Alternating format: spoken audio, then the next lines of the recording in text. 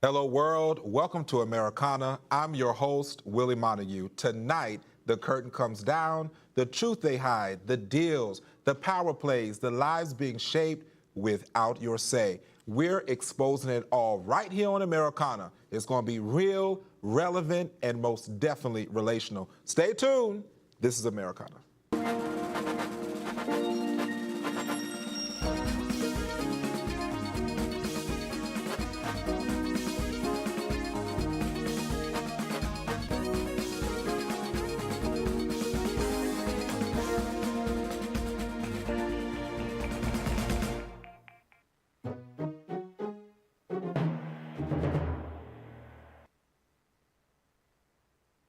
Well, I hope you guys are seated because we're getting ready to, of course, bring some hot topics. We're going to be talking about Charlie Kirk, race and the politicized hive, outsourcing energy and the culture crutch, and vaccine and the new obedience.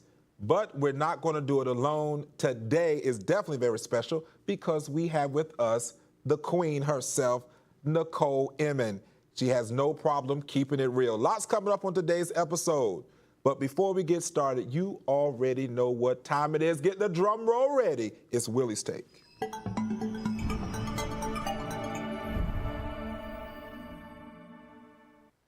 All right, folks, this is the time where I get to rant. We want more. We want everything. We ignore costs. We ignore pain.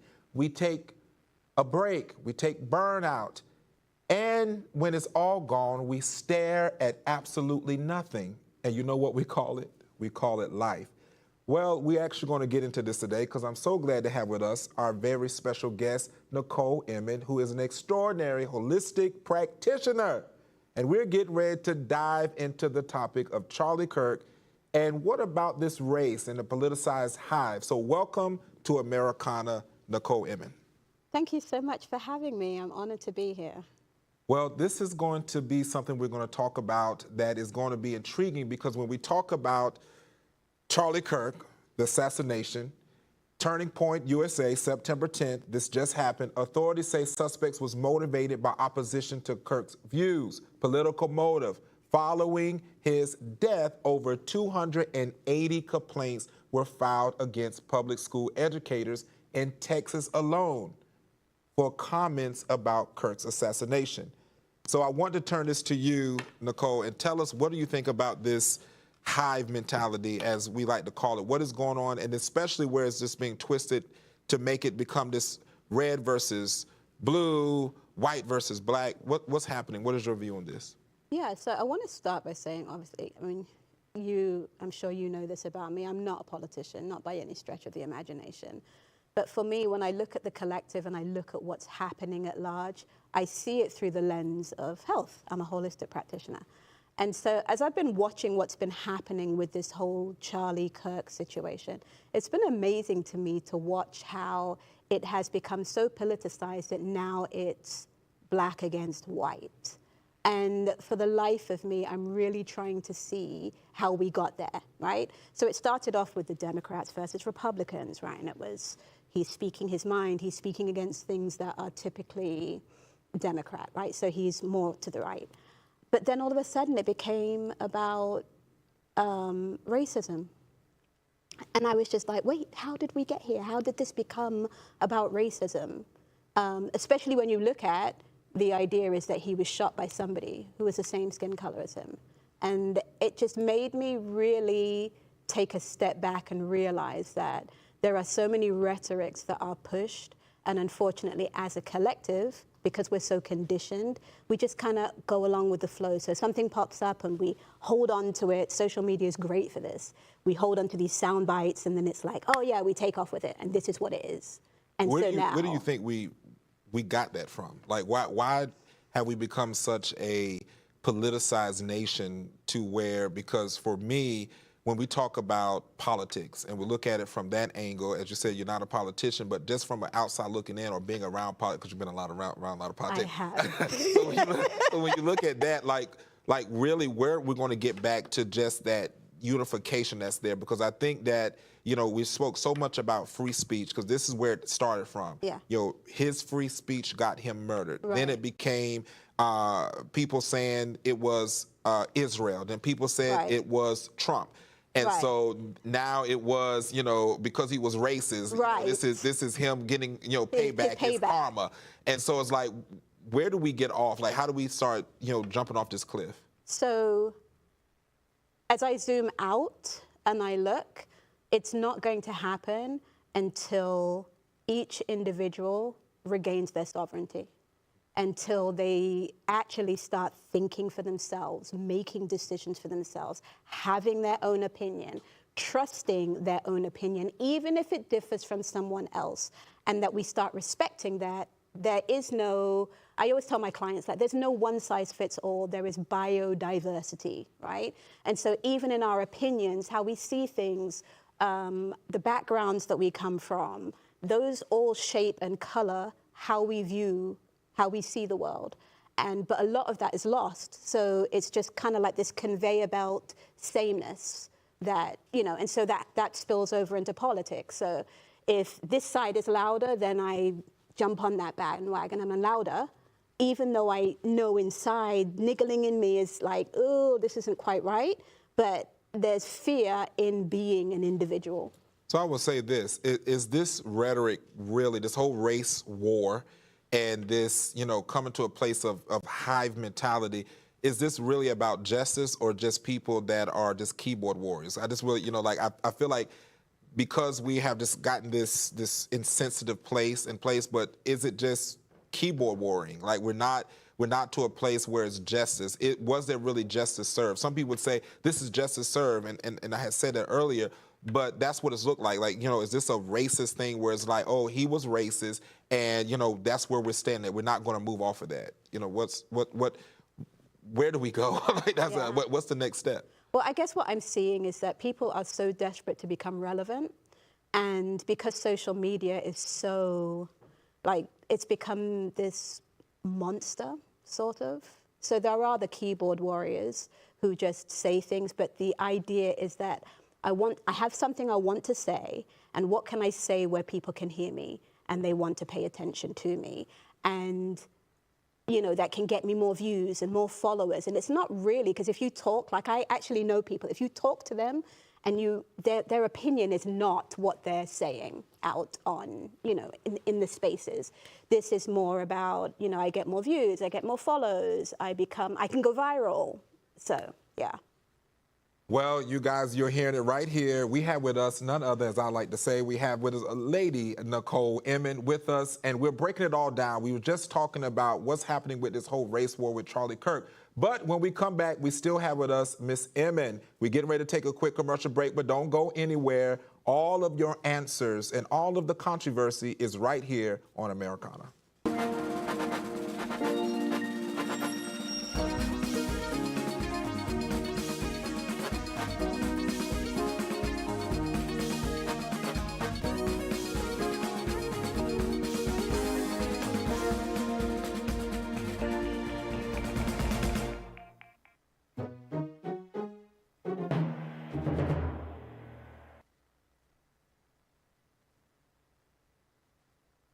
Us during the commercial break.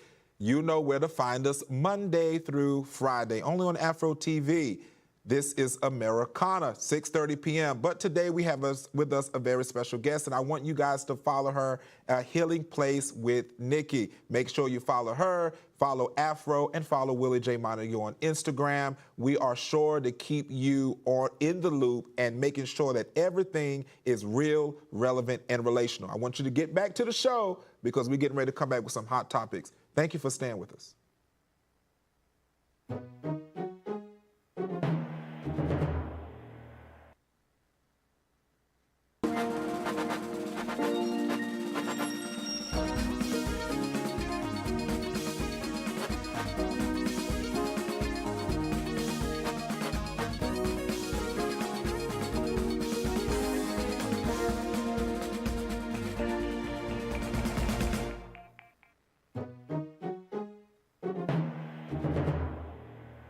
All right, welcome back from the commercial break. You are here with Willie Montague on Americana, and we are joined with a very special guest today, Nicole Inmon.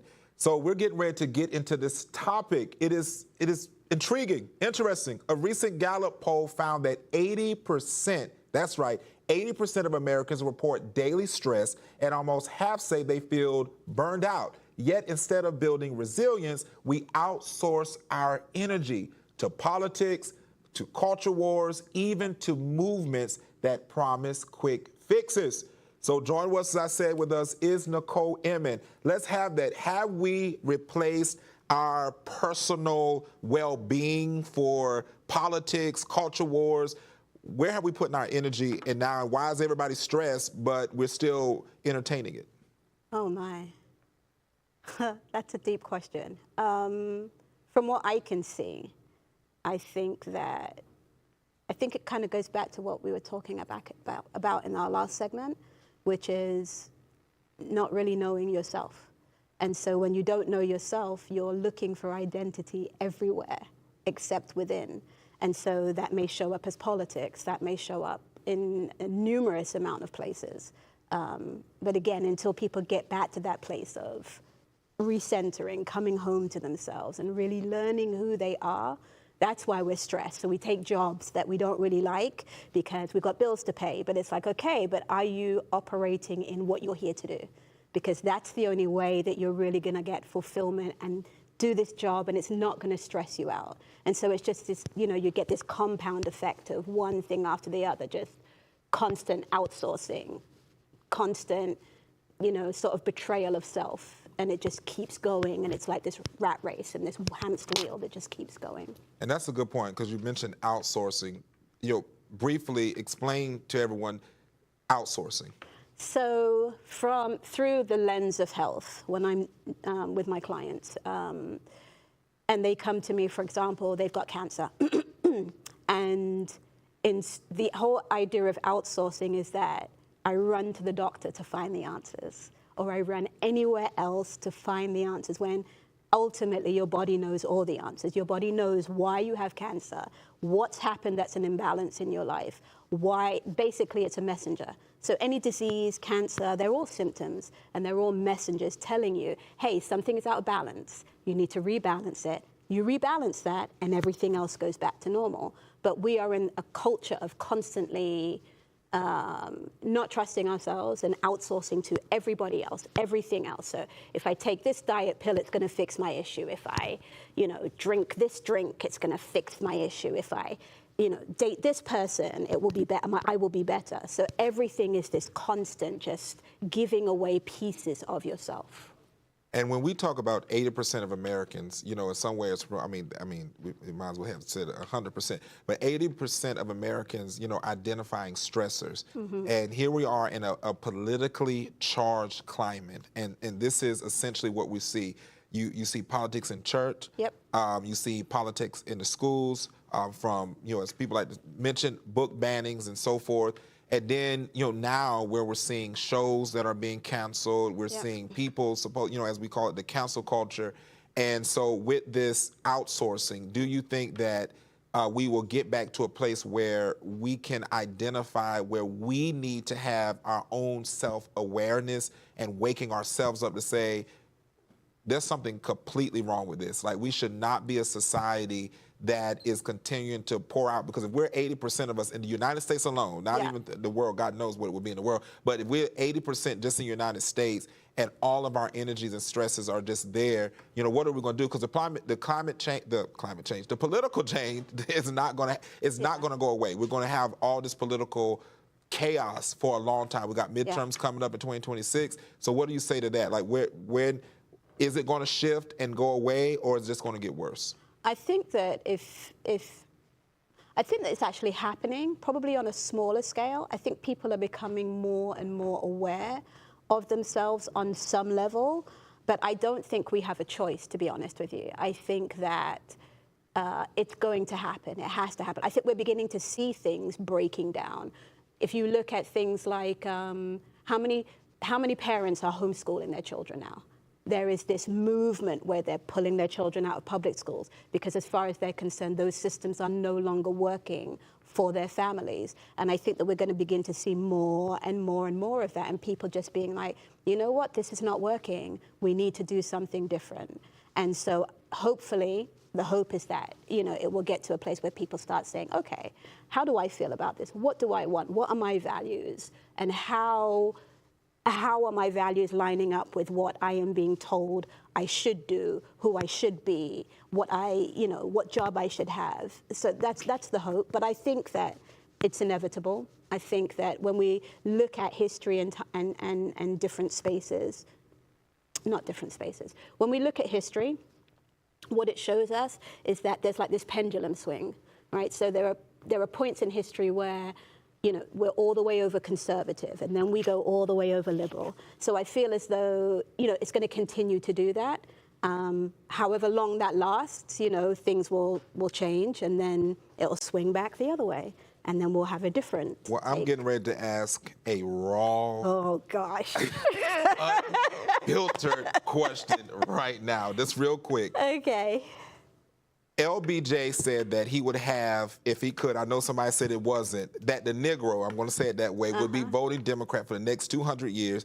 And then we have so many people that have this white savior complex, about 45 seconds answers, white savior complex. And here we are in our black communities. So for me, I want to know, have the black community just adapted to a white slave mentality and claim that they are woke and black and free, or are they just still on the plantation? Why would you ask me this question? Because I just want to know, like, I feel like people are still, you know, connected to this slave mentality, but they're saying they're woke. Okay, well, let's see. How far into the 200 years are we? I would say we're just getting started. Some people still on this plantation and don't want to get off, and that's the problem for us. You know, but real fast, can you do it in like 30 seconds? Do you think that, you know, we're going to get off this plantation? I guess we'll see. I guess we see. She said, guess we see. Folks, I do believe we are still on this, well, not us. I'm talking, some of these folks are still on this plantation and don't want to get free. And this is why we have such a hive mentality, and we also have such a need to just be seen, but not actually do things for ourselves. Anyway, you guys, we got to take another quick commercial break, so don't go anywhere. We still have with us Nicole Inmon. Now, when we get back, we're getting ready to discuss another topic, vaccines. And we know how we feel about vaccines over here. At least I know. We're getting ready to have that conversation. Don't go anywhere. This is Americana.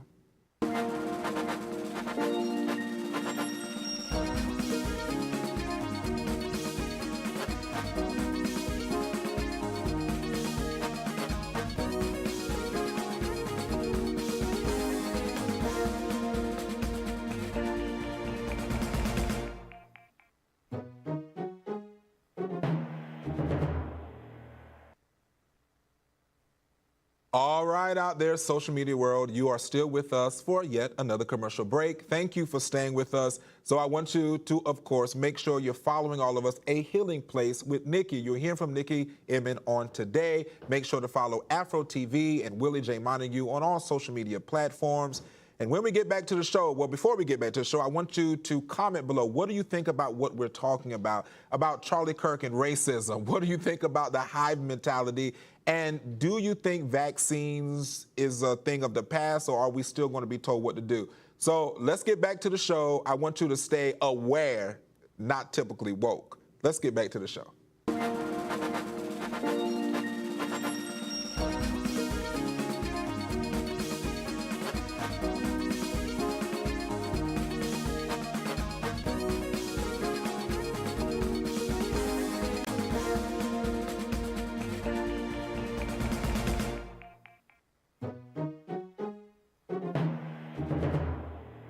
All right, you guys, thank you for sticking with us. We're getting ready to dive into a hot topic, and I don't want anybody to comment to me about being an anti-vax, because that is what I am.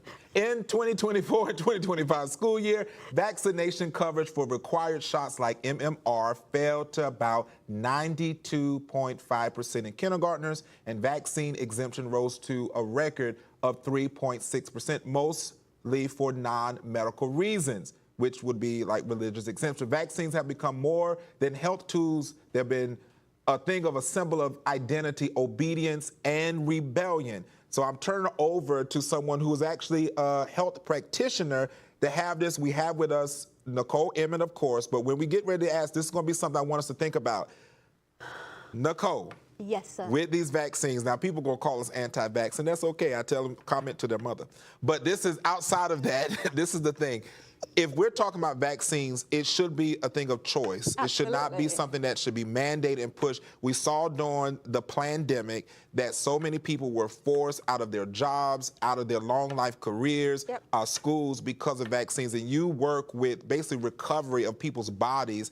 And so what are we going to do with this? Because it's still a thing. I just literally last week got a request to write a religious exemption for someone in 2025, 5 years after the pandemic, and we are still having to write religious exemptions for vaccines. What are your thoughts on this? So I think it's very interesting that I think just recently didn't Governor DeSantis say something about he's doing away with the whole need for vaccinations to be, what is it like? For it to be compulsory or mandatory, that he's taking that away. And it was so funny because I was on Facebook and all my friends were just freaking out, like, oh my gosh, because they've taken this away, parents aren't going to vaccinate their children, it's going to cause an issue, people are going to get sick. And it was like, okay, this is not new. Being able to get an exemption for your children is not new. My oldest biological child, we're a blended family, is 25.